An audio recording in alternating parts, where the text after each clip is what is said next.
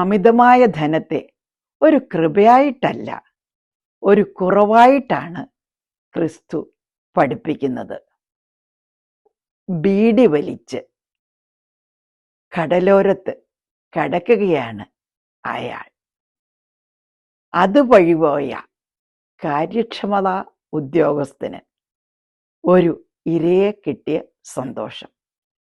ഇങ്ങനെ മടി പിടിച്ച് കിടക്കരുത്, കഠിനാധ്വാനം ചെയ്യണം. എന്നിട്ടോ ഒരു ബോട്ട് വാങ്ങുക, എന്നിട്ട് അതിൻ്റെ ലാഭം കൊണ്ട് അനേകം ബോട്ടുകൾ, പിന്നെ മത്സ്യ സംസ്കരണത്തിനായി ഒരു ഫാക്ടറി. എന്നിട്ടെന്താ? കറങ്ങുന്ന കസേരയിൽ കാറ്റും കൊണ്ട് ബീഡിയും വലിച്ച് ഇരുന്നുകൂടെ? അതിൻ്റെ 1000-ലൊന്ന് ബുദ്ധിമുട്ടില്ലാതെ ഞാനിപ്പോൾ ചെയ്യുന്നത് മറ്റെന്താണ്? സംതൃപ്തി ഒരുവന്റെ മനസ്സിൽ കണ്ടെത്തേണ്ടതാണ്.